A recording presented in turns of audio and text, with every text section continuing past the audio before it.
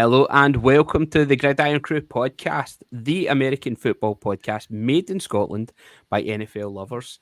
This is the preview crew, and I'm your host, Keith McGinty. The beating heart of the NFL is not the marble of Caesar's Casino, it's in the turf of Allegiant Stadium. He'll bring them rings, and they will love them for it. Gladiators, ready! We are one match away from confirming who will be competing in the Coliseum that is Allegiant Stadium for the Super Bowl. It is Championship weekend, ladies and gentlemen, and we are ready for it ourselves here. I've got a finest crew members available to us this evening to help me along with this, and a special guest that you'll be able to see.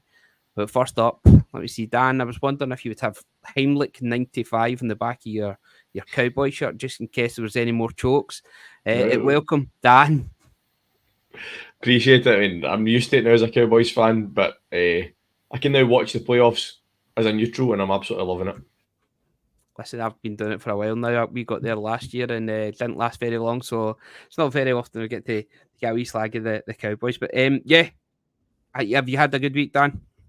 Yeah, been good. I mean, I enjoyed watching the games last weekend. Obviously, one of our darling teams lost, one of them got through. So, from a general crew point of view, it was a 50-50 weekend, but there's all people in the crew are a wee bit happier than others. They certainly are. And just like his team's playing in Baltimore this weekend, and just like Omar in The Wire, whenever people hear him coming down the tune, whistling his wee tune, they clear a path for our very own Big Chief. It's Studs. Studs, welcome to the podcast. How are we? Yeah, not bad. Keith, not bad. I see a wee cheeky visitor creep into the room there. You coming up to another special guest there. Say hiya. There you go. This is my little one. That's my youngest. This is Ronan. He's not Ronan. He's fan. Yeah, that right. Right. Yeah, no, man, I'm all good.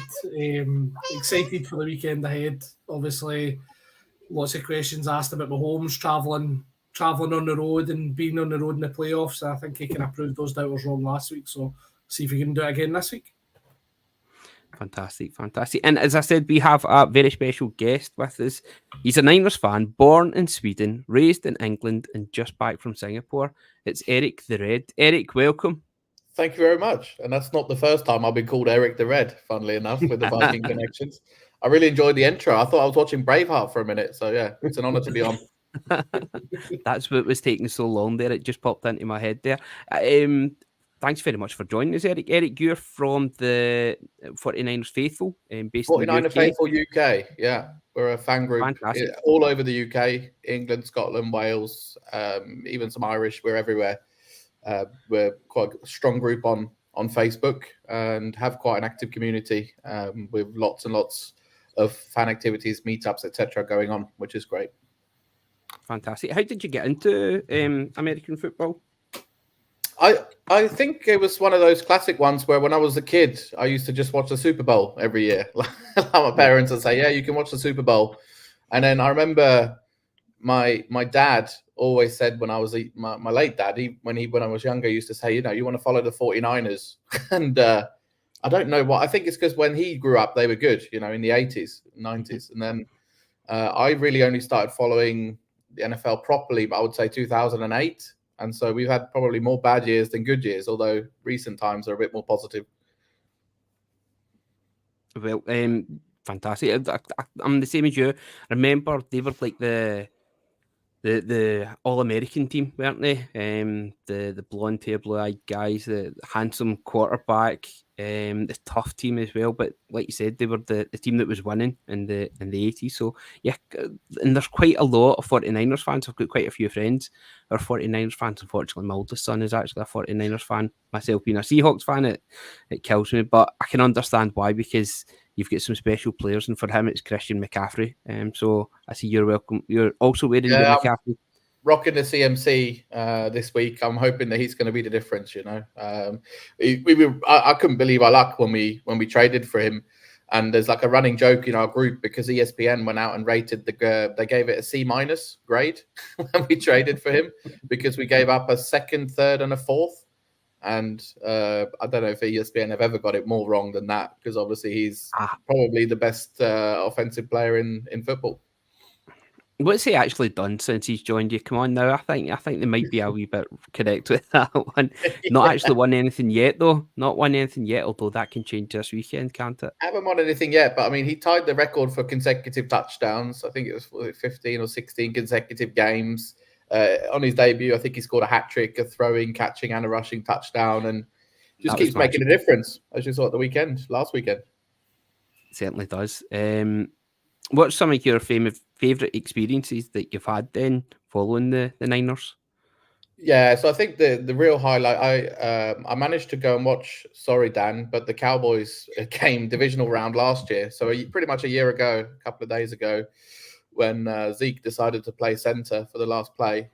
And I was in the stadium for that and managed to obviously watch us win the divisional rounds. That was my first ever playoff game. But the real highlight was this year, the 49er Faithful UK organised a trip. So Lee Gowland, the president of the club, and Paul Hope, the vice president, and a bunch of other folks organised a trip for 40 of us to go across to watch the game against Tampa Bay, against the Bucks in November.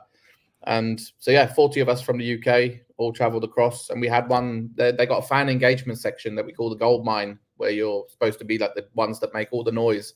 So the 49er Faithful UK were all there together from the UK, watching us beat the Buccaneers, which was just fantastic, because it was, the first time any kind of trip like that had taken place. And big thanks to Lee and all the guys for helping to organise that. It was absolutely amazing. Like, memories I'll treasure for a lifetime, for sure. That's amazing. Did the club are they quite welcoming of foreign fans over? Are they quite helpful? Yeah, so it's testament to the sort of leaders of the group, Lee and Paul, that I mentioned, and a bunch of other admins. There's quite a big admin team, but Lee does a lot of the work, and he's got really good connections with the club. They're trying to grow their international fan base, and the owners of the 49ers are also owners of Leeds United. There's a little bit of a connection there, but they're trying to grow their international fan base. And so this season, for example, there was a watch party in London where Joe Staley turned up, and he was signing autographs all night and met with all the fans.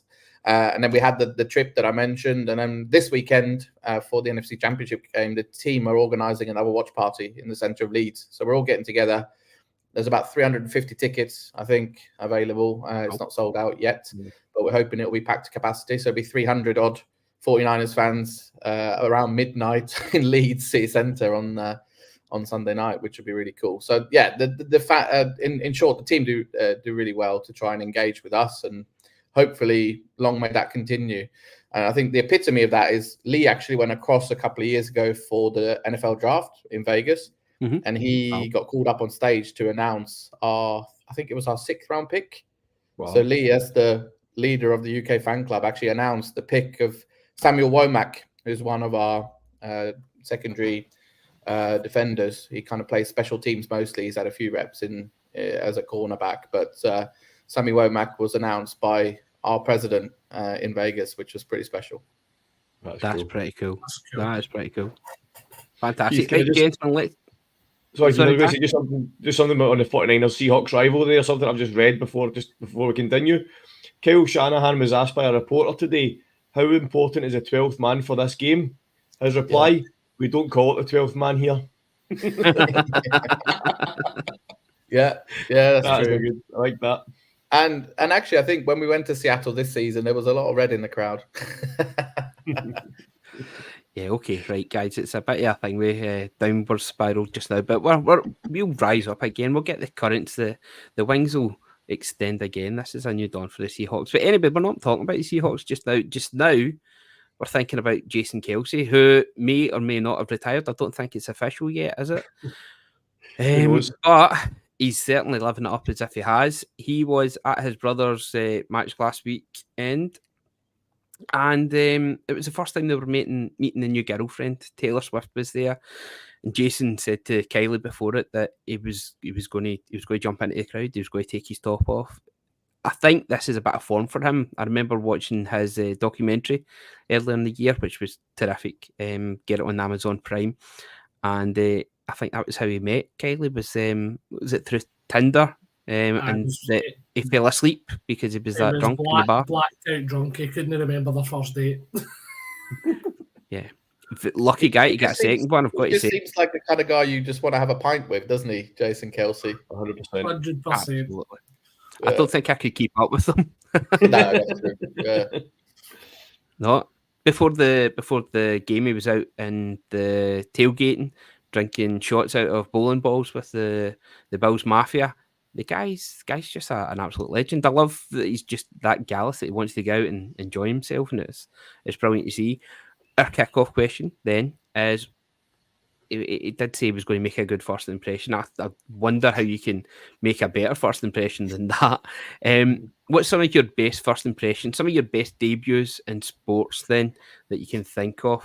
Studs, I'm going to come to you first. So, thinking of debuts in NFL and football, our football, FITBA, anything at all that you can think of, Studs? For me, the one that kind of sprang to mind as soon as you mentioned this was our football related. I remember going to Ibrox as a kid.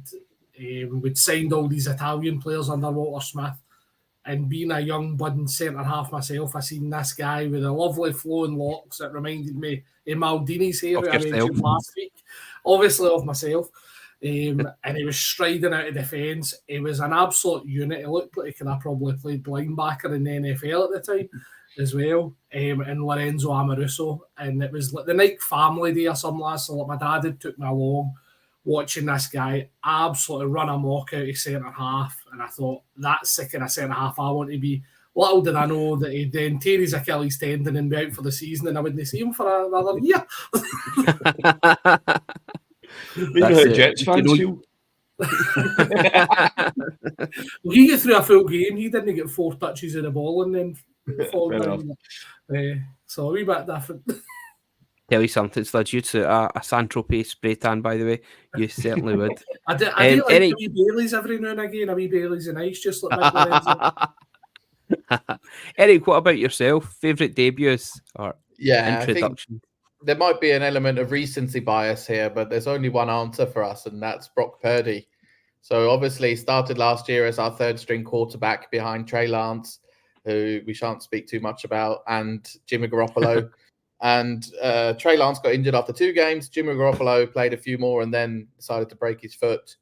And we were playing the Dolphins at the time. And here we go. We got a third string quarterback, and he comes in, throws 2 touchdowns, and we win the game. And that's kind of like a half debut, you would say, because he had to come in.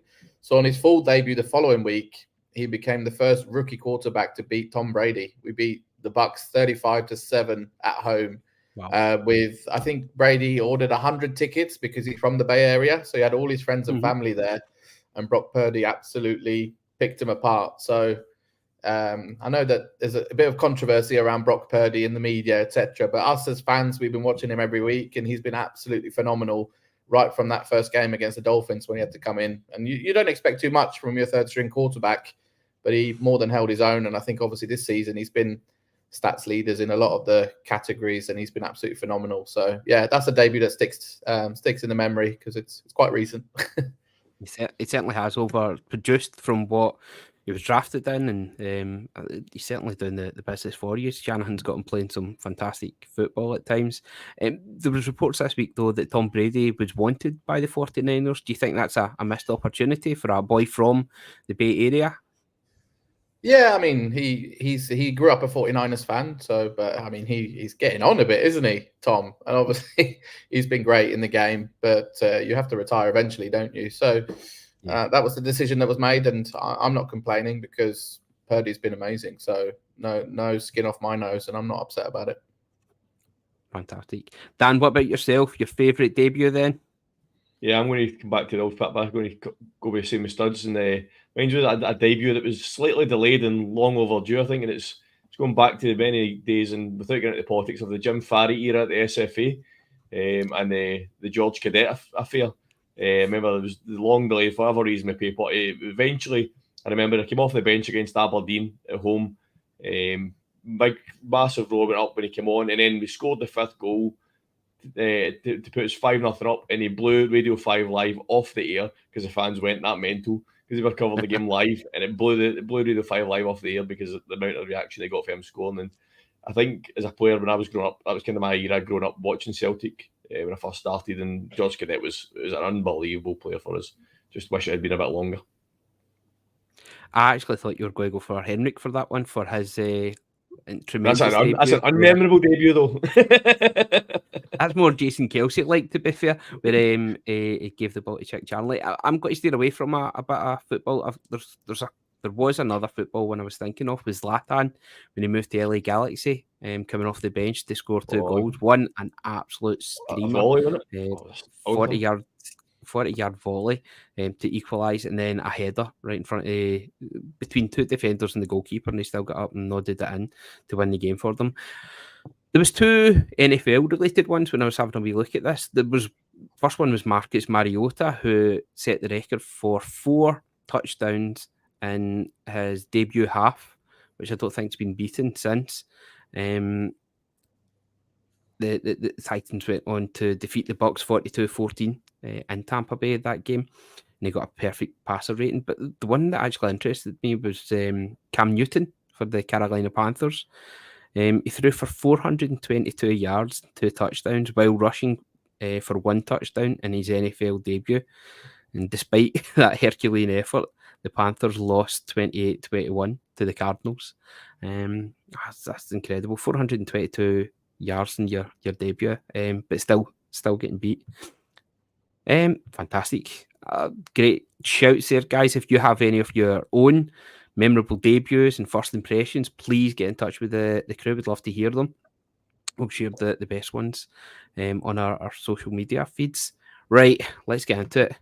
Eric, there's a reason we've got you on here, and it's a big game this weekend. You've got the Lions coming to town. You must be confident. You must be confident, especially after last week. Looked a wee bit as if there was chinks in the armour against the Packers. They had nothing to lose. We were talking on the review crew earlier in the week how the Packers they were playing with house money. They had nothing to lose, and I think it showed that the Niners aren't infallible. Are you looking forward to this game then? Yeah, I can't wait. And I think last week, obviously, the Packers were riding high. They were really good. They were the informed team back end of the season, and then they went and beat the Cowboys. So it wasn't an easy game by all means, but of course at home and with our record being the number 1 seed, you expected us to win, and it didn't quite go to plan. The good thing from our point of view is that it's a sign of a good team, right? If you can play a bit rubbish and still get through and win. And we really did it when it mattered. So I'll take the positives from that. And with regards to this weekend, yeah, of course, I feel confident. I don't think the Lions are a bad team by any means. I think they've had a really good season. Dan Campbell is obviously very aggressive in the way he calls the plays, etc. Mm-hmm. Some interesting, fake punts, all that kind of things. I'm wary about that for this weekend. But again, we're the number 1 seed. We've been really good for most of the season. If the weather is better, which is meant to be, we can't blame a wet ball anymore. So I'm hoping that we come out and we get back to where we were. I think there was a little bit of rust after having the bye week, given that we were the number 1 seed. And then now we've got that out of our system. Hopefully this weekend we can show what we're really about and get back to the sort of form that we were showing most of the season. Well, that was part of it. You were playing in, it wasn't the best conditions. There was lots of rain last week. There was a bit I heard in one of the podcasts earlier in the week about Brock Purdy's hand not being that big. So that was maybe why he was struggling a little bit with the cold, wet weather. But he still, as you mentioned before we came on, he did really well in the closing drive. Yeah, and there's always been talks in the media about can we come from behind? When we were 7, there was a stat that came up when we were more than 7 points down entering the 4th quarter under Kyle Shanahan. We were 0-30. So we're so used to playing from in front because that's the way that we kind of tend to do things. So not really good at coming from behind. We've not a single 4th quarter comeback win. So to get that monkey off our back, and then for also Brock Purdy to come from behind and win in the game-winning drive, he was 6 for 7 And the seventh was a really easy drop by Kittle, which you'd never expect. And he also rushed for, I think it was 11 or 12 yards and got us that go-ahead touchdown. So it was really nice to see that actually not only has Brock Purdy been great all season, but he's actually clutch as well. He can do it when it really counts. And that was the difference, because Jordan Love, although some might argue he outplayed Brock Purdy in the first half, he ended up in the fourth quarter throwing 2 interceptions. So, really happy with getting that monkey off our back around the fourth quarter comeback. Hopefully, we won't have to play from behind going into the fourth quarter this weekend, but you never know. And if we have to, then at least I know we can. Dan, I think throughout this season, we've actually been a wee bit... I think we've been sleeping a wee bit in the 49ers. We recognise that they're an absolute juggernaut, and that because they're so good, we've kind of been steering away from them, trying to look at some of the other ones, because we've just imagined that every week they're going to absolutely win the game. They're usually going to run riot over teams. There's been a couple of upsets this year, but we've kind of held back on the crew. That's partly why we've got Eric on. We're looking for an expert to come on and set it straight on this one. What have you made of the Niners this season? Yeah, you think you're absolutely bang on. I think we're on Thursday podcast. We've not spoke a lot about the Niners a lot, because they're like, well, the Niners are going to win. We want to try and talk about the games that might be close or might be interesting, but you're 100% right. We've not talked much about the Niners this season, considering what they have done. I think it's maybe just because we've expected them to do it, so we're maybe not giving them the attention that we probably should have covered them more. Thinking about it now, they have. I mean, they've done exactly what we expected them to do. We mentioned before we came on here, we were talking about Christian McCaffrey, just an absolute machine. Do you know what I mean? And it's something we spoke about last season, was their defense as well. I mean, I don't think their defense has done anything flashy this year, but they've been absolutely brilliant. I mean, they've not. I mean, look at, I pulled up stats earlier on Nick Bosa. It sounds daft, like Nick Bosa's only got 10.5 sacks. Like, when you look at some of the sack leaders in the league, it's not up there with them, but it's still 10.5 sacks. Do you know what I mean? But I did pull some stats up. They're number 3 in the league for points per game conceded, number 1 for touchdowns per game conceded, and number 3 for rushing touchdowns allowed. So, and they're joint first for interceptions. So their defense, as much as they've not been doing anything flashy, they're absolutely dominating the league. And I think that's what's, when you've got, and I think it was, we've said before about the 49ers, they are very balanced. They're on both sides of the ball. They're ridiculous. I mean, there's teams that have got superb defenses that win them championships. There's teams that have got superb offenses that win them championships. The Niners have got both. I mean, and that's probably why throughout the season they've been the favourites to win the whole thing. And I don't think it's till maybe in recent weeks where the Ravens have maybe came into the chat a bit. The Niners have been the favourites all season, and rightly so. I think it was the Eagles also falling away. It was between the two teams for the majority of the first part of the season. And then the Eagles just had their implosion, which is kind of played into the hands of the 49ers quite well. Studs, I'm going to come to you. Dan was just mentioning how well the defence is doing. Maybe Eric can expand on that in a wee moment. But I want to come to you just now. There was one point at the weekend where Christian McCaffrey had a bit of a calf injury and was getting a wee bit of work on that. And Deebo Samuel was actually off. Now, take both of them out of that team. They've still got attacking threats. We've got Ayuk, George Kittle, of course, and some of the younger players are coming through. But losing those two, that changes your thoughts on how well this season could end up for the team. How important are they for you? For me, I think you could actually reduce that to losing one of those players, and it's Deebo Samuel. I think Eric will know this far better than me, but he missed 3 games, I think it was, earlier in the season. With Trent Williams as well, so that's 2 massive pieces. But if you look back at the season, what were the 3 weeks that the 49ers lost? It was the weeks without Deebo Samuel. Yep. He adds so much to that offense. He allows Shanahan to be more creative in the run game. He's a devastating blocker as well. He's similar to George Kittle in a lot of ways. He does a lot of the unselfish work. Whereas McCaffrey's running, you'll see the likes of Deebo in there blocking with Kittle and Trent Williams. Because one of the 49ers' most explosive and most used plays is a pull to the left where you see Williams getting into that secondary and absolutely smashing up linebackers. And the wide receiver in that crew is Deebo Samuel. So it just allows Shanahan to be so much more creative. Now, that's not to say Christian McCaffrey wouldn't be a loss in that team, but if McCaffrey gets injured, I think we kind of forgot how good Elijah Mitchell was last year as well. Again, a very explosive player. So I just don't think you've got somebody that can replace Samuel as easily as what you've got in Mitchell stepping into McCaffrey's shoes. Now, he's not going to be as effective, but Mitchell can still fill that running back role better than the likes of Jawan Jennings could for Deebo Samuel, for example, for me. Studs just mentioned Jawan Jennings, and I was actually going to ask you about him, Eric. He seems to be becoming an important player at the right time for you. How's his development been? He's like an unsung hero because he is like the number 3 choice wide receiver. He doesn't get many targets, but he's absolutely phenomenal. We call him third and Juwan, because he seems to be a favorite target of Brock Purdy's on third downs, and he keeps making clutch catches. And with Deebo going down at the weekend, he took Deebo's role essentially. And the other thing that's really cool about him is he really likes to wind up opposing players. So he's really physical. He's there shoving players about. I think he pushed one of the Packers defenders into the Gatorade table this weekend. On the Packers sideline as well, by the way, which just goes exactly no help there whatsoever. And he was swinging that guy about. And we also, all of us in the group, we all call him third and Juwan. Like that's a 49er thing because he makes all these sort of clutch catches. And there was a couple at the weekend that were just absolutely phenomenal. So for us, he's a completely sort of unsung hero, but we all love him. And everybody in the group this weekend was saying, oh my God, I really hope we can keep hold of him because he adds a lot of physicality and also those clutch catches on third down, which is super important.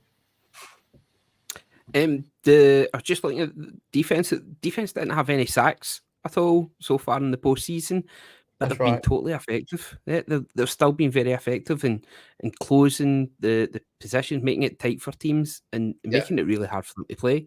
It's that been an issue? Not actually quite getting there. Bosa not getting there, or it's not an issue. It's more of a scheme thing. So we tend to have 4 amazing D linemen, right? We have Chase Young, we have Eric Armstead, we have Javon Hargrave, who we signed in the summer from the Eagles on a free, and then we have Nick Bosa, who's potentially the best defensive lineman in the league, right? He was the sack leader last year, and a lot of the time we rush 4, and that's what we do. And if you look at the stats, Studs mentioned 10.5 sacks for Nick Bosa, which for him is low.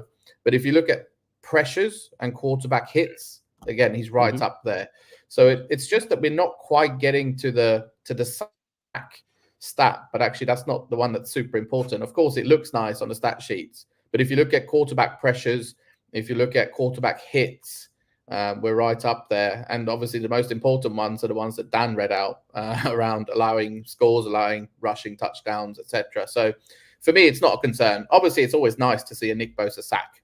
Don't get me wrong. We're all celebrating. We're all jumping up and down. We're screaming. But it's the scheme that we play. We don't tend to blitz that much. We have a new defensive coordinator this year, Steve Wilkes, who's a bit more of a secondary specialist. But we don't tend to blitz that much, and we tend to rush 4, and that's why perhaps we don't get the sack numbers. But if you can rush 4 and put pressure on the quarterback, then you have the rest of the team to do all the other bits. So for me, it's not a concern, and I think it's shown by how dominant the defense has been. So your team, Eric, has got 7 championship wins, and you've got 5 Super Bowls. How confident are you for the matchup this weekend? Not looking for a prediction yet or scores or anything like that, but are you quite happy that you're playing the Lions? Is that maybe be one of the teams you would have been preferring to play in this game? Yeah, I think so. I think obviously they've had a good season, but if you look at all the teams that are left in it, I think the strength is on the AFC side. So I'm quite happy that we're on the NFC side and playing the Lions at home. I think in Detroit it would have been a little bit trickier because that crowd get right behind them. But I'm feeling confident, especially now we got the rust out of our system. That's what I'm hoping for. And yeah, feeling confident for this weekend. I'm hoping we can get the job done. It's time for us to get all these stars that you've mentioned to do their jobs, and I think they will. Dan, Kyle Shanahan was there was talk that it was maybe being a wee bit too conservative in the last game there. I think they went for a field goal instead of actually putting a wee bit more pressure in the game against the Packers. is this the type where you're needing a cool head and maybe being that little bit more conservative, just try to get the inches that are going to win you the game? Or is this where Dan Campbell's ballsy approach is really going to maybe edge out somebody that's so clinical like Shanahan? Yeah, when it comes down to, any time in the playoffs, but when you start to get the championship, Super Bowl time, every point is going to matter. And I think it's going to be interesting to see, because we all know Dan Campbell isn't going to change just because it's an NFC championship game. He is going to be super, super aggressive. And if that starts paying off and the aggressiveness starts showing, Shanahan's going to have to react. And with Dan Campbell's converting 4th and 2s, 4th and 3s on regular occasions and getting, Shanahan's going to have to start thinking, these guys, we can't stop these guys. So they're going to go into, they start to get into those positions of, is a field goal going to be enough? You're like, well, is it going to be enough? Because we can't stop them when they've got the ball. So it's all going to come down to, if they can stop the aggressiveness of the Lions, then the 49ers can play their own game plan. But that's going to be harder to do than you just mentioned it. I mean, it's like, I've never seen a coach as aggressive as Dan Campbell ever. I mean, he doesn't care. It's just like, we'll do what we want to do. Doesn't matter what the stats say. It doesn't matter. We will do what we want to do. And if that starts working, the 49ers are going to have a hard job in their hands stopping them. So that's then going to affect the 49ers game plan. But on the flip side of it, if they stop that aggressiveness from Dan Campbell, then the Lions are going to be thinking, well, what else can we do here?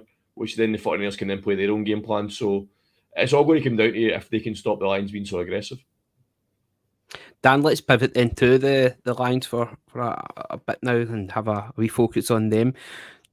Jared Goff. I think we were all quite happy for him, especially the way that he'd been treated and hounded out of the Rams. Just dumped, really, to get Stafford in for them. Worked out for the Rams. Is it a chance it could maybe work both ways for the Lions? Or even getting here, is that enough for Jared Goff? Yeah, I think with the question would always be who won out of that trade. I think we're now at a situation where both teams have won out the trade. It was all us. Yep. Rams have won, Stafford's won a Super Bowl. But see now, the patience that Dan Campbell and the Lions have shown with Goff, it shows that they actually won out of this trade as well. The man management of Dan Campbell, Jared Goff this season, we've seen it last week. Up until it's obviously that's not going to be the first time that he's done that. That whole "you're good enough for Detroit," you can tell Dan Campbell's been like that with Jared Goff all season. That's not a one-off. I think Dan Campbell has basically put his arm around Jared Goff and he's basically led him to be the player that he is. And sometimes we've spoken about it with other quarterbacks across the league. Baker Mayfield being another example of sometimes the players just need a type of head coach to get the best out of them. And that's exactly what we're seeing with Jared Goff and Dan Campbell. He is getting the most he can get out of Jared Goff, and who knows where it's going to lead to. But it's been great to watch a player, I'm not going to say come back, but maybe shown us what we all knew he could do, but he just wasn't given the opportunity to do it in the past. Studs so far in the playoffs. Jared Goff's got 564 yards, 187 going to Amon-Ra St. Brown. That's a potent offense, and we've talked about how strong and stingy and how much pressure that the Niners defense gets, and I think possibly that's where we thought that their season was going to be based on. Of course, the Niners got an incredible offense as well. Do you think this is going to be a wee bit too much for the Lions? I'm just actually going to check and see their schedule to see if they've came up against a team maybe as tough as the Niners has been. What do you think? Is that a good enough offense that can damage the Niners? I think, honestly, yes, is the kind of obvious answer. I think if the 49ers start slow like they did last week, as Eric full well knows, I think with that tandem of rushing that the Lions have got, they can really hammer the nail home on that front. You're looking at Montgomery over 1,000 yards in the season. Jahmyr Gibbs rushing was, I think, 950 or thereabouts. So almost two rushing backs with 1,000 yards. And again, obviously Montgomery probably a bit more of the hammer. Gibbs a bit more elusive, especially if it's in the open field. But that run game's reliant on building up a lead. And that's what the 49ers probably need to stop. They cannot afford to get off to a slow start. My biggest concern from a Lions perspective in this game is the quarterback. It's Jared Goff. He's almost a very different player at home in the Dome than he is outside. And I think he tends to have a bit more struggles outside than he does in the Dome. And also, well, obviously away from home, he's very, very different. He tends to turn the ball over more away from home. He's got less touchdowns away from home. So that would be my biggest concern. Can Jared Goff not turn the ball over? If he can lessen the turnovers, then I think the Lions have got a real chance. Eric, what about yourself then? Is there anything that you're really fearing from the Lions coming up against your boys? I wouldn't say fearing, but you obviously have to acknowledge the strengths. I think they've all been called out, St. Brown and the two running backs. And I think if you look at where Green Bay had a little bit of success, it was on the deep ball targeting Ambry Thomas, who's one of our sort of younger cornerbacks. So they had a bit of success there. So I'm perhaps a little bit worried about St. Brown up against Ambry Thomas. That would be the one thing. And then the other thing is, I think Dan called out the stats around our defense versus the rush. So that would be the key. If we can stop Gibbs and Montgomery, then it's going to be an uphill battle for the Lions, I think. But they're obviously, they've had a good season and they're in the championship game for a reason. So we can't be complacent by any means, because that would be silly. Laporta's really impressed me. How have the 49ers been in defending that across the centre of the pitch? That's probably the biggest strength of our defense. We have two of the best linebackers in the league, in my opinion, Fred Warner and Dre Greenlaw. So we have been giving a lot of tight ends a torrid time this season. And even if Laporta does make the catch, he's then got to worry about who's tackling him, because those two linebackers are fierce, and it's absolutely unbelievable to watch, because every week, Fred Warner just seems to cover every single blade of grass on the pitch every week. And Dre Greenlaw has got that real sort of nasty, aggressive, or sometimes almost too aggressive streak, but we love it. And Laporta has been really good. He's been a great pickup by Detroit. He's been a really good signing. But I'm hoping that we can keep him a little bit quiet. Dan, a player that we're talking about, Joanne Jennings for the Lions, probably say the equivalent for them would maybe be Josh Reynolds, the wide receiver there. I think he's been coming up with big plays at important times for the Lions. Can you see him having an important role this weekend? I think what I like about Josh Reynolds is that Dan Campbell seems to use him in all different ways. He doesn't use him just as, you've seen him come out the backfield, you've seen him as being a returner, you've seen a wide receiver slot wide, and that's one thing 49ers are going to have to work on, is where do they pick him up? Like, who picks him up?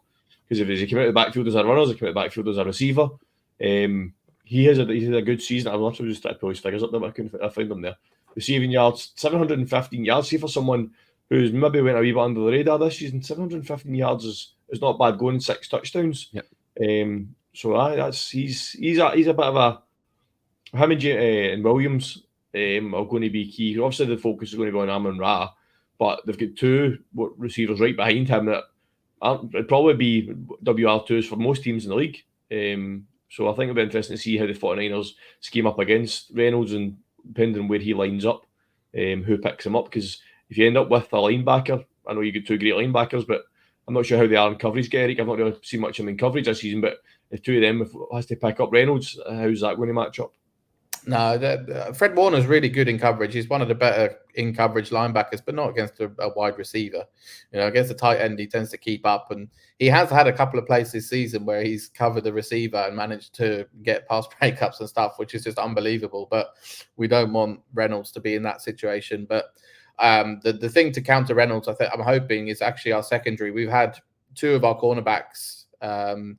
One is Mooney Ward, who's been playing absolutely unbelievably well. He's been shutting down a lot of the number one receivers on our opposition. And then we've got Demo Lenoir, who's also been absolutely incredible. And he actually came in last week against the Packers, and I think he had 3 plays in a row where he had a couple of really big hits. I'm hoping that our secondary can hold up. Like I said, the one question mark is Ambry Thomas, and also our safeties last week were a little bit dodgy. We lost Hufanga earlier in the season to a knee injury, so we've got a couple of veterans. We've got Tashawn Gibson and Logan Ryan started last week. There's talk whether Ryan's going to start or maybe J.A. Brown, who's a rookie. So we'll see how that plays out. But actually, Logan Ryan had a huge miss on Aaron Jones last week. He broke off a huge run, which was on our safety. So there are definitely some spots there that the Lions should try and attack. But again, we think we have strengths pretty much all over the defense. So I'm hoping we can show that. Ward's the one that's... on my part. Oh, sorry, go. Sorry, Dan. I was going to say Ward's probably been the one that surprised me. Obviously, I'm very familiar with Javarius Ward. Yeah, of course. Being for KC before he joined the 49ers. And I remember watching some playoff games and some regular season games, and it was literally as if the quarterback was picking on him because he was getting beat for coverage a lot of times in that Chiefs defence. And it was very, very frustrating to watch. But the games I've seen him this year, and I think I called him out last week on our pod, is somebody that he needs to continue to keep stepping up his game, because as soon as his level drops, he can get victimised a little bit. So it's good to see from my perspective the fact that since we had him, he's been really good. He's been very consistent, especially this season. But even last year, he was good as well. And it was like, for us, the season before, we were really lacking like a number one corner. And Ward has been a number one corner. He's been like the guy that we turn to. The only thing, he's had a couple of little niggling injuries and things like that. But when he's been healthy, he's been unbelievable. So, it's surprising to hear, because I didn't really follow him that closely at the Chiefs. I thought he was one of your top players, but it sounds a bit different. It was very kind of boomer bust, I found, where he'd come up with a big interception or he would have a shocker in the games I remember watching. So, as I say, don't get me wrong, he's a Chiefs player, so you're always going to back him. Do you know what I mean? Of course. It's just, for me, as I say, that you've mentioned it as well. This season he's been unreal this year. So just for us, it just seemed very, very boomer bust. And I remember obviously watching against, I think it was Mike Evans and things like that. I just felt like it was getting picked on. And there was other examples through that season in tight games where it just seemed like it was his man getting the touchdown all the time. So, yeah. Keith, I know we really watch your time. Can I just make one last point on this? I know we're going to have to move on very quickly. Is that all right? Something that I pulled up is, and I don't know if Eric will kind of back me up on this one, Colton McKivitz, the lineman for the 49ers, he has allowed 9 sacks this season, which is double anybody else on that 49ers offensive line. And he's 52 pressures allowed this season, is the 4th most in the league. Guess who he's up against this weekend? Aiden Hutchinson. Don't say that. That's a matchup to watch. I mean, obviously I've not spoke much about Hutchinson there, but that alone is going to be very interesting to watch to see how the 49ers managed to cover that when Makovitz has not been great at covering. Yeah, and I think we had similar talks earlier in the season when the Eagles were 10-1, right? And we went to Philadelphia and everyone was talking about Hassan Reddick is up against McKivitz. You know, it's going to be a bloodbath. But actually, we absolutely dominated the Eagles and blew them out of the water. And actually, Brock Purdy's been one of the top quarterbacks under pressure this season. So, Hutchinson against McKivitz, that's not one that I'm looking forward to. But I'm hoping we've got enough to kind of, scheme around that. I think if Debo's healthy, for sure, we can do, the old end arounds and interesting things to get away from Hutchinson being a huge factor. And obviously McCaffrey as well. But against the Eagles, it was all the talk. Hassan Reddick is going to absolutely destroy Brock Purdy again, like what happened in the championship game last year. And, we went there and absolutely dominated. So I'm hoping we can get over that one or around that one. But Hutchinson is a force for sure. He's a brilliant player. We had Matt from Roar of the Lions on last week, talking up the Lions' chances, and it was interesting to see, just looking at the stats, the amount of times that the 49ers have been to the championship game, and it's I think it's 18, it might be. Whereas the Lions, the last time was the only time that they'd actually made it to the championship game, and they were beaten by the Washington team. And that's their only time. But this is the type of game where you seen it last year. Everybody was expecting the 49ers to go and beat the Eagles. We thought that with Purdy coming in and playing the hot hand, unfortunately he busted his hand in that game and he couldn't complete the match, and that was the telling tale. And you could really it didn't quite feel like maybe like the Bills, where the window had closed for the 49ers with that one. It just felt like you were rising at the right time.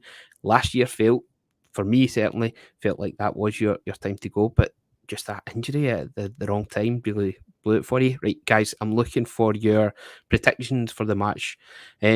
Who's going to be the big standout player in this game? Who's going to actually win it for the team? And who do you think is going to actually win the game? Studs, I'm going to come to you first of all. You want one for each side, or what you want here, Keith? No, I just want one player. Who's going to be the difference maker, and who's going to win the game? Which team's going to win? For me, I think for the 49ers side, I think you're looking at Dre Greenlaw. Is going to be the difference maker again. I think we've seen it last week in the divisional round. It was outstanding. No, Eric's mentioned Fred Warner's another one. Again, is watching that linebacker duo is just superb. So I think they two are going to be key for the 49ers. I'm going to go with the Lions. I'm going to keep the crew darlings, hopefully, into the Super Bowl. Purely because just in case the Chiefs don't make it, I've got an Ndamukong and Sue Lions jersey up the stairs that I can wear that instead for that night. But listen, I think the 49ers, the slow start last week concerns me, and I think if the Lions can get ahead, I think, as I'd mentioned, that running game could just keep them going. I don't think they'd get the same reprieve as what they got for the Packers last week. Eric, I'll come to you next then. Quite a lot of the 49ers fans that I know love to play down your team's chances, no matter who you are playing against. They love to play it down. Are you going to be one of those fans? Absolutely not. No, I think I'm confident we're going to win. Obviously, we're backed by the 49er Faithful UK. We're all going to be in Leeds together to watch it. And we're going to win 34-17. And CMC is going to be the difference maker. He's the best offensive player in football. And he's going to be the one that's going to make the difference, and we're going to win. Dan, do you agree? I agree with one of the guys. Which one is it though? I've said it since the Cowboys went out. There's two teams that I wanted to win. One of them's already gone, which was the Texans. The next one is the Lions. We've all been big in the Lions all season, and for rightly so. And I think for the Lions to win this game, and as much as Studs has some very good points about him, as much as they've got that running game, much as they've got the receivers, for the player to turn up, it needs to turn up to win the game is going to be Jared Goff. If he turns up and he can perform, that the Lions have got a chance. If he doesn't turn up, it doesn't matter what the running backs and what the receivers do, they're not going to win the game. So for me, it's going to be Jared Goff leading the Lions. I want to say, Stud, see if we get to the Super Bowl and it's the Lions against the Chiefs. Dibs on your Sue shirt for the crew night out. Listen, Dan, I've been aside you, but I tell you, you'd be able to sleep in it. I can't believe what I'm hearing. With the number one seed, we've been amazing all season, and you're all going for the Lions. What's going on? Yeah, but Heath, what's your prediction? I want to hear from you. Surely you speak sense. In the Lions. Yeah, you know, my little boy wouldn't forgive me if I was to go for the Lions in this one. I actually think the difference maker in this game is going to be Dan Campbell, who's going to go for it in a fourth down, and they're going to lose out, and that's what's going to be the difference maker in the game. That and McCaffrey, I just can't see by the guy. That he's just such a talent. I love watching him play, as long as it's not against the Seahawks. But terrific. So we're 2-2 on that one then. 2 for the Niners, 2 for the Lions. Whatever, it's promising to be a tremendous match. I think it'll be a little bit cagey to start with, but like you say, I think there'll be plenty of points on the game late on Sunday night then. Terrific, guys. Right, let's head over to the East Coast then, to Baltimore. Studs, I think I have to come to you first for this one. Your Chiefs, they're not at home. There's no Arrowhead Invitational, as we've said. You must be feeling a wee bit antsy having to pack your bag and go on these travels, but Mahomes is still looking pretty good, even if he is wearing the white uniform. I think that was the big kind of question mark last week going into Buffalo. Was Mahomes' first ever road playoff game, but again, he quite rightly reminded the media that he'd played in a couple of Super Bowls, which were away playoff games. Albeit one of them didn't turn out too well. But again, he just I think it was 22 minutes we had the ball for last week compared to Buffalo's 37, and it just the explosive plays were there. We had wide receivers that could catch the ball that wasn't Rashee Rice. MVS pulled into absolutely unbelievable catches for us. So similar to what he done last year in the AFC Championship game when I think it was our only wide receiver that we had left in that game against the Bengals, and MVS stepped up big time. And he done it again this week, last weekend there. So for me, do I have any worries about getting into Baltimore? I'd be foolish to say no, because that defense has been last week against the Texans in particular looked absolutely unreal in that second half, in particular.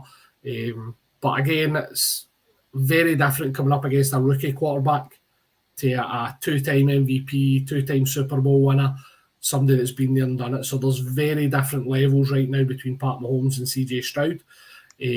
So I think it's going to be a great game. But it seems like Mahomes, Kelsey, and again, the man that hates the ground, Pacheco, are all really picking up form at the right time.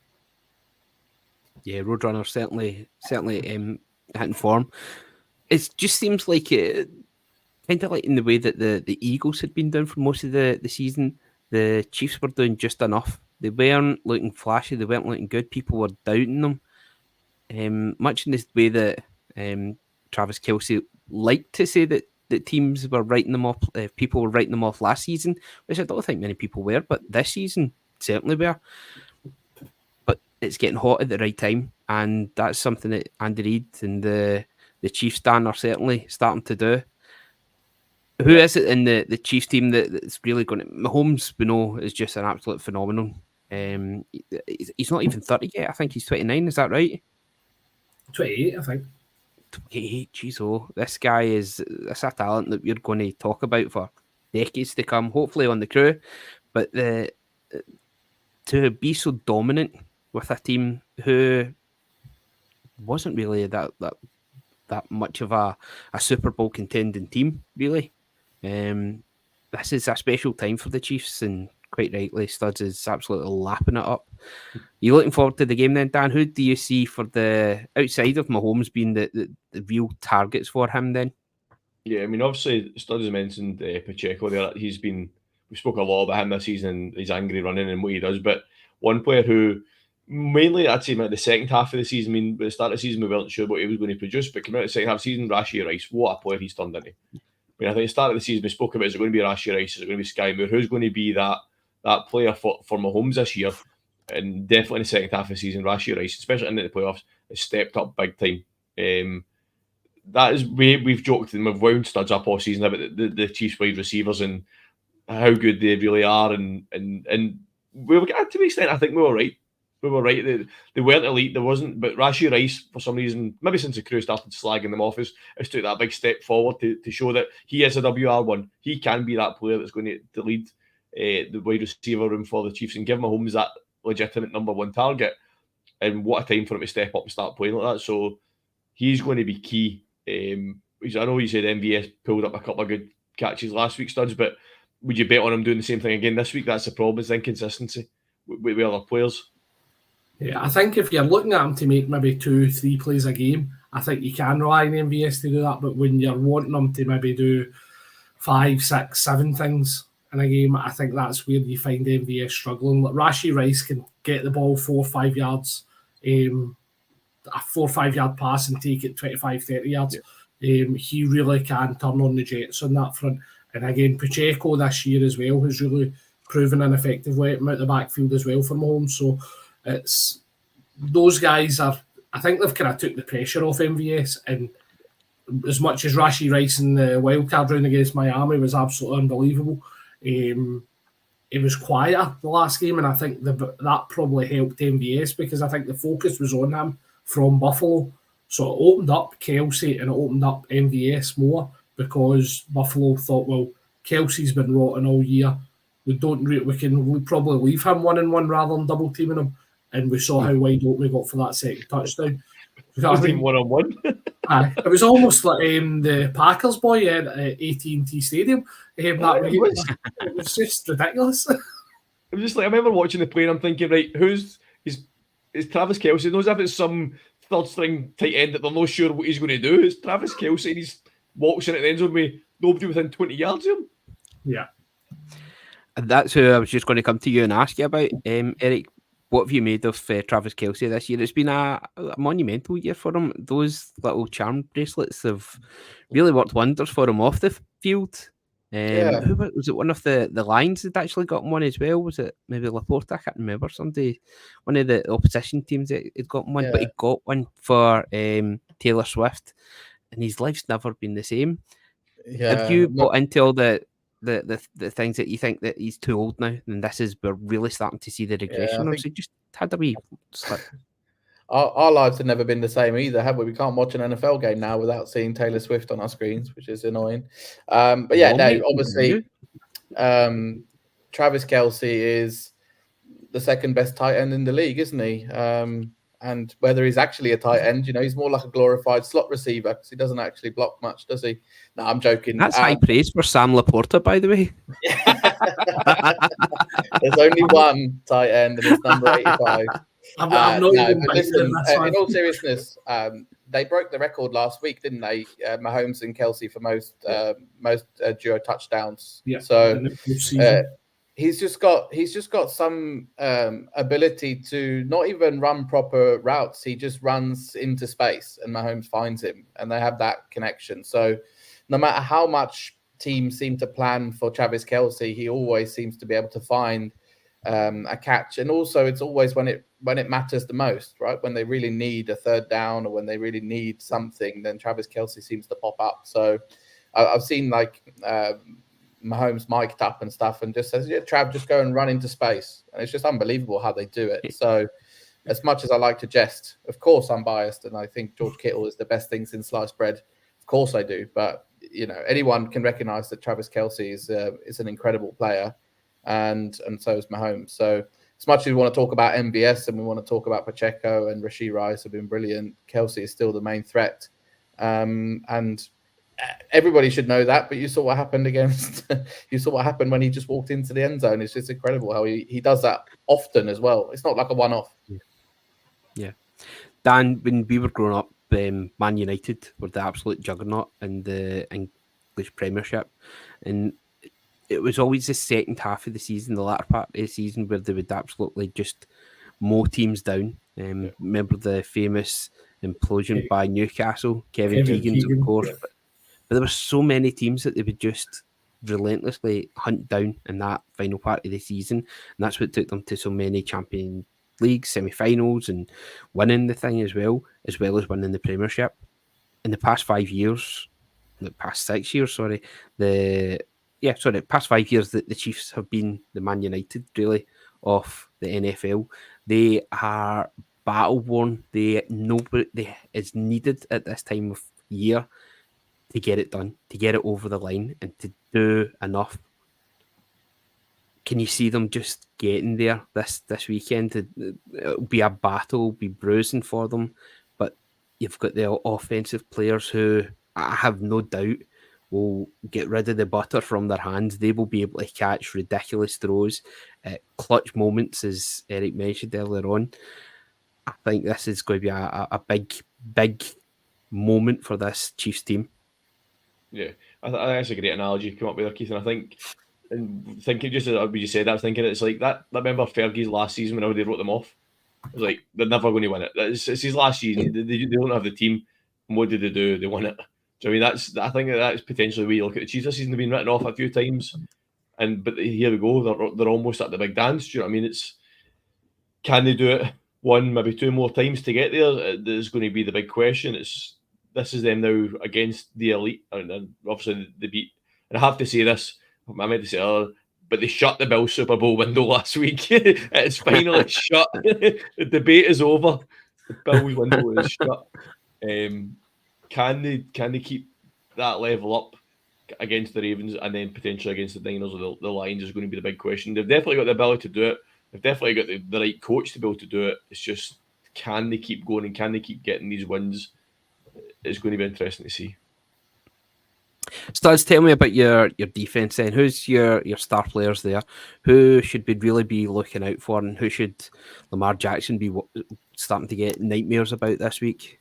Well, I think the obvious one is the absolute lack of respect for the league shown towards L'Jarius Sneed, which Dad's laughing at because he knew right away where I was going to go with that one.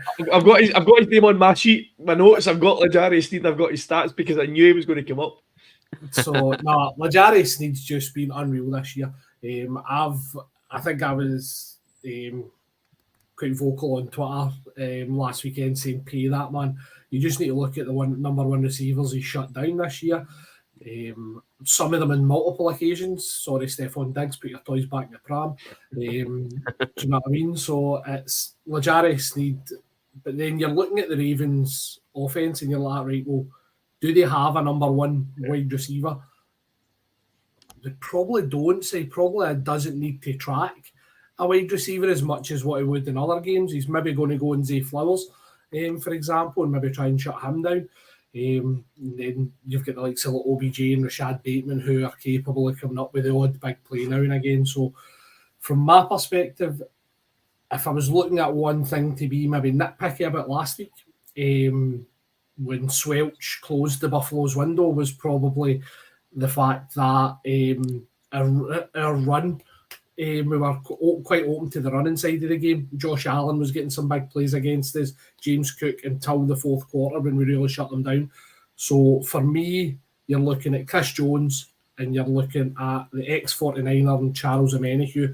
We really need those guys to step up, and then your other get. Those two will take up a lot of attention, so that should open up windows for the likes of Karlaftis to kind of get in off the edge. Maybe Sneed blitzing off the side, Nick Bolton. Again, I can't even actually believe I forgot to mention Nick Bolton. We missed him for a portion of the season. I'm actually sitting wearing 32 as well. That's the list there. But he is probably, for such a young guy, he's the leader in there. He's the main communicator as a linebacker. So he's actually calling out the plays in there. And again, this is what his second season. He's just shown unbelievable maturity, and we really missed him when he went out of that defense as well. So I think I do for me think you're looking at Jones and Omenihu are going to be the key factors. Those are big guys. If they can get that run game stopped, force Lamar to throw it, our safeties for me and our cornerbacks, although they're younger, have proven they're good enough to stop any wide receiving core. I believe it's pronounced Swelchy. Swelchy. I think you'll find. Eric, that one's for Brian. I'm sure he'll enjoy that. Before we get to predictions of the game, is there anyone else in the Chiefs team that maybe think we're overlooking? I was kind of thinking that the key to the game actually was Willie Gay and stopping Gus Edwards. Willie Gay, I think, is quite an underrated player. I think he's a great linebacker, and I think this game, it's not just about stopping Gus Edwards, is it? It's about stopping Lamar as well. I think that's the key to the game. Can you stop Lamar? He's made it look so easy in so many games this year. And so Willie Gay, he might act, as a spy on Lamar for some of the plays. They might put somebody else on as a spy, but they definitely need to, right? Because Lamar is just explosive. He's a superstar. He's made a lot of it look easy. And the key will be, if you can stop and contain Lamar to just throwing it from the pocket, then you have a much better chance than if you let him run riot. So that would be the key for me. Willie Gay, I think he's underrated. Willie Gay has been excellent this year for us, to be fair, as well. Eric Spagoni has been very underrated. So I know, very, very, very good player. And again, another player getting into a contract here. Eric, let's continue then with Lamar. We'll pivot now to the Ravens. Many teams could have picked him up last year. He was coming towards the end of his contract. It was wild that it got to the last few days before the draft and the contract was sealed. I liked how everything was still quite open and courteous between the player who was representing himself and the Ravens, and it was as if they wanted to get something done, but they just couldn't be seen to be setting the standard in the market. And it was after him there's quite a few other players got paid. They were just waiting on him. But to think that people could have got I can't think of anyone else that's going to be the MVP this season. It's Lamar Jackson. He's been absolutely terrific, and he's done it with a great selection, but maybe not real standout attacking threats in his receiving core. What have you made of Lamar Jackson this season then? Yeah, I think it all comes down to like what have you won kind of thing, doesn't it, with Lamar Jackson? Like have you won a title? But this year I think he stepped up another gear for me. Obviously he made us look very human all of a sudden when we played the Ravens, made the game look very easy, which is scary. I mean, this is a nightmare matchup for me anyway, because if we get through to the Super Bowl, we will face either the team that beat us in 2019 or the team that beat us in 2013. Do you remember the Harbaugh Bowl? So it's the last two Super Bowls that we went to. We lost both to these two teams. So yeah, for me, it's a nightmare. But I think, back to Lamar. I think he stepped up another level. I think because of those negotiations, etc. I think he had a bit of a chip on his shoulder, and he said, "Right, I'm going to show you this season." And the other player I would say that, who is the biggest attention seeker in the NFL, who loves the big stage, that's OBJ, right? So I wouldn't be surprised if OBJ pops up with something this weekend. Again, of course, he played with the Rams, was it 2 seasons ago, and got his ring there. Yeah. Got busted knee as well, but he got the ring. For him to get back would be another wonderful story, and the NFL's full of fantastic stories like that. Dan, what about you? Let's go for the attack then first. Who's really stood out to you? Who's really the big threats for the Ravens this weekend? Yeah, I think something just this kind of correlates with what we're talking about with L'Jarius Sneed, and does make a good point. It's like, who does L'Jarius Sneed cover this week? The Ravens do not have that standout elite receiver, so I actually think that could work in their favour, because if the Chiefs aren't really sure about who picks up who, if the Ravens start moving about, then they could move, say, Flowers onto another cornerback or whatever. So it could actually work in their favour. I mean, like you said, they've not had standout this year. Zay Flowers has been their number one receiver, but he's coming into the league very fresh, and I think that would be a lot of expectations from him. And he's probably, again, another player, as the season's got on, he's got better. He's adapted to the NFL, and he's just under 900 yards. Just pulling up his stats here, 81 receptions for just under 900 yards this season. So for your first year in the league, that's a good return for somebody like him. So that, I mean, obviously another player that's kind of broke out. We spoke about him last week actually, where he had a good period in the middle of the season and went a bit quiet again. He's broke out again. Is Justice Hill. What Justice Hill's going to turn up is going to be the question. He's done a good job, and I know you guys talked about it in the review crew. The Gus Bus is always going to get you those short yardage. We need them as well. So the thing about the Ravens, obviously Lamar is the number one. He's the number one rusher. He's the number one passer. All he can do is catch his own passes. But yeah, Lamar's obviously going to be the standout. I mean, but Zay Flowers is going to have to be on his game. Justice Hill and Gus Edwards are going to have to manage that workload themselves to try and break down that Chiefs D-line. But just something on Lamar, I pulled up some stats. He's going to hit, more than likely, unless he has a disaster this weekend, he's going to hit 1,000 yards for the third time in the season as a rushing quarterback. That's ridiculous. He's actually going to be most of the other two players. There's only other two players that have got 1,000 yard rushing seasons as a quarterback. One is Michael Vick, who's had 2, and the other one's Justin Fields. I mean, so there's only 3, and he's going to have 3 1,000 yard rushing seasons. So that just shows you the double threat that he is. But yeah, he's going to have the help from all his team. He can't do it all himself. And he hasn't in past games. He has won the game himself. But in this game against the Chiefs, he can't win the game himself. He's going to need everybody on that offense supporting him to win this game. I liked how at the game last weekend, there was people saying it was a game of 2 halves. The first half of the game, he was just holding on to the ball up a wee bit too long. And then in the second half, it was that a little bit quicker, a bit more zip in the game. Although he's doing the rushing and with the ball, he doesn't seem to be putting himself in too much danger with it as well. It's all calculated. He's clever with it as well, but also getting his team up that part because they're such an incredible athlete. We talked about Justice Hill there, Gus Bus as well, but Dalvin Cook's come into the team too, so that's another threat that they've got rushing. Studs, I'm going to talk to you there just about their tight ends. Andrews, of course, there's a chance of maybe making it at this weekend's match, but Isaiah Isaiah Likely has really stood up this season and become a real threat for the Ravens. I think you've seen kind of glimpses of him last year as well when Andrews missed games. The fact that Isaiah Likely could just drop into that team with absolutely no problems. And the one for me last week was there was a red zone pass for Lamar where he kind of threw it low, and you actually see Likely on the TV saying to him, "Put it high next time, let me go up and get it." And the next time they were in the red zone, he puts it up and he absolutely mosses the guy over his head, just picks up touchdown. So I mean the kind of communication, the relationship those two guys have got is obviously blossoming. We know about Lamar's relationship with Mark Andrews. He is his number one target. He's his favourite target, to be fair. And you see that every single game the two of them play together. For me, I'd probably be quite happy if Andrews played because, one, I don't think he's going to be fully healthy. And two, it's probably going to dent Isaiah Likely a little bit from that perspective. So it's kind of catch-22 for the Ravens. If it was me, I'd probably sit Andrews and let him potentially try and get fully healthy for the Super Bowl. Isaiah Likely's proved he's more than capable of standing in for him, rather than having the two of them split reps. You've got the two of them in there, maybe use Andrews as a decoy. I think that's a nonsense. Just play Isaiah Likely and go for there and see what happens. Eric, what about the Ravens' defense? They've been incredible all season. Who's really stood out for you then?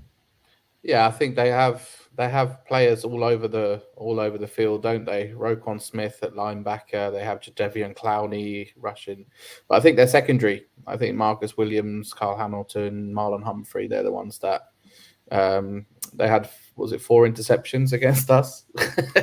We didn't really cover ourselves in glory. I think obviously some of them were deflected and it was a bit of bad luck, etc. But if you're having 4 interceptions in a game, that's obviously always going to win you a game.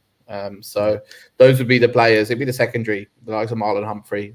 They've been playing really well all season, and they've got a lot of interceptions, a lot of forced fumbles, that kind of thing. So that would be the thing that I'd be concerned about if I was the Chiefs. Is just as long as Mahomes is accurate, which he's shown that he can be, but this season every now and then you see the odd wayward throw. The Ravens are going to be there, ball hawks.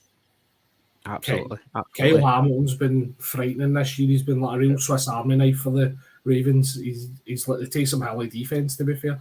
Popping up everywhere. He's popping up in blitz schemes. They're finding really unique ways to get him involved. Because I think he's possibly a slightly undersized safety, which I think was one of the concerns about him when he came into the league.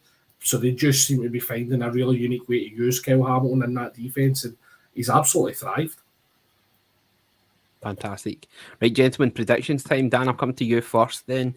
Chiefs travelling to Baltimore for the championship there in the AFC. Who are you going for? You want a player as well? Yeah, go for it. Who's going to be the difference maker? I think it's going to be somebody I was going to mention is Justin Madubuike.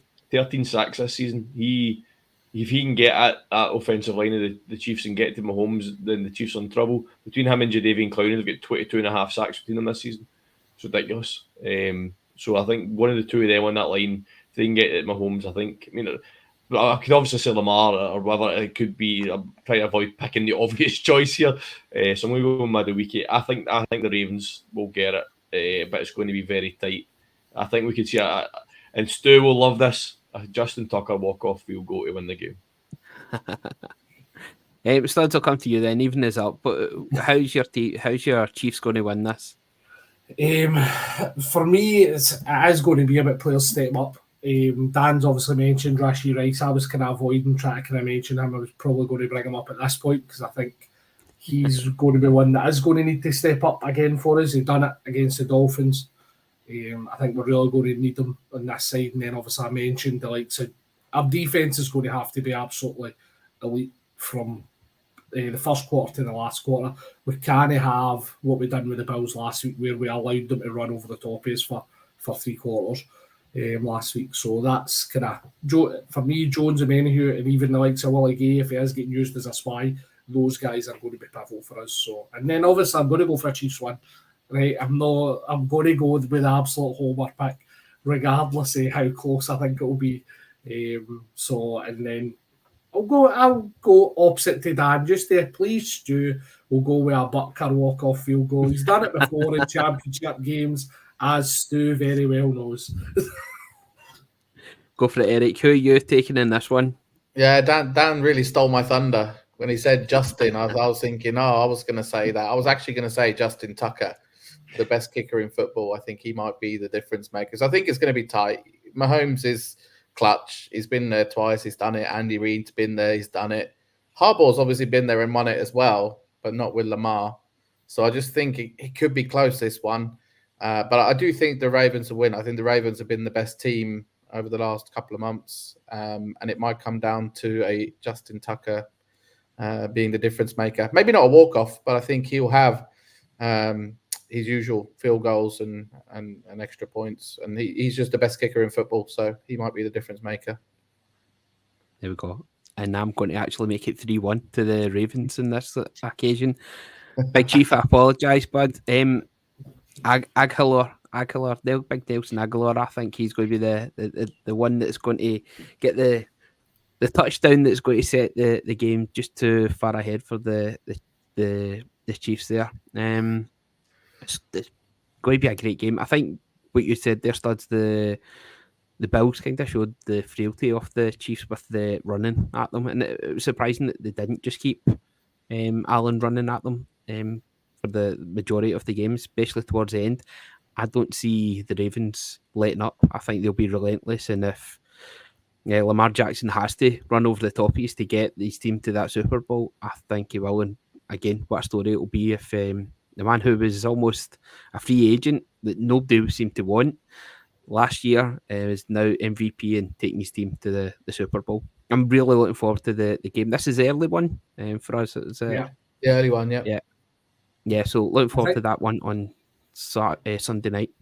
I think that's the thing, though. It wasn't even so much that the Bills weren't running on us in the fourth quarter, it's that we stopped allowing them to. So it's about what Spags can be doing with these guys during the week to get that in play from the first quarter instead of the fourth quarter. Because I think Dalvin Cook, and I think I read this actually this week, no Dalvin Cook, sorry, James Cook of the Bills had a betting line for 75 or over yards. In the first three quarters, they'd hit that. I think it was at 76, and they get -4 rushing yards on 6 attempts in the fourth quarter. Brutal. So it wasn't that they weren't trying; it's just that we stiffened up. So we really need that's where we need to get it done this week. Fantastic, gentlemen. This has been absolutely wonderful. I've really enjoyed discussing these games. Great knowledge from all of you there. They're going to be monumental matchups on Sunday evening for us into the early hours of Monday morning. Dan, thank you very much for joining us, mate. Pleasure as always, Keith. I'm looking forward to it next week again.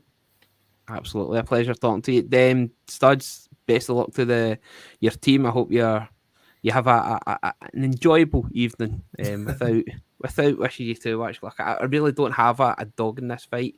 Maybe a bit of a big cat, but I don't really have a team this one that I'm properly looking for. Thanks very much, Studs. No, always a pleasure, man. Hopefully I'm still smiling next week. I'll even do my Jason Kelsey if I'm on the pod next week if we get to the Super Bowl. They're even win.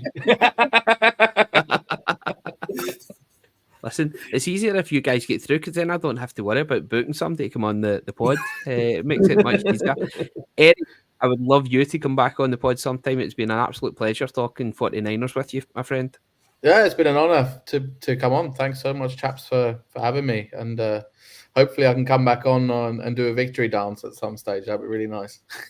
Fantastic. Make sure you spread the word of the Gridiron-Crew to the 49ers faithful UK. Absolutely your lead watch sure. party. I think you're gonna win some new fans once this goes out. I'll share it in the group. It's a very active group, and say we have a strong Scottish contingent. So looking forward to those guys hopefully coming on as well and guesting and taking part and making this show. Very much so. Yeah. Really I tell everybody, I'm trying to open up the crew. We're trying to get a representative for each of the 32 teams, and we're growing. We are growing, and we've had some big news this evening as well. So I'm going to tell the guys a bit about that once we go off here. Gentlemen, another big week ahead in the NFL. We're getting towards the end. I'm getting a wee bit sad about this, but my goodness, there's some massive matchups on the way. Look forward to seeing them. Look forward to talking about them next week with the review crew, which will be our 100th episode that we've recorded. That's not bad going for just over a year of podding. So thank you very much, crew members, for getting us through to getting here, and special guests like yourself, Eric. It's been an absolute joy getting here. So stay tuned. Next Monday, we'll have Brian and the review crew on to go over the bones of some fantastic matchups, no doubt. Thanks very much for listening, and I'll speak to you next time.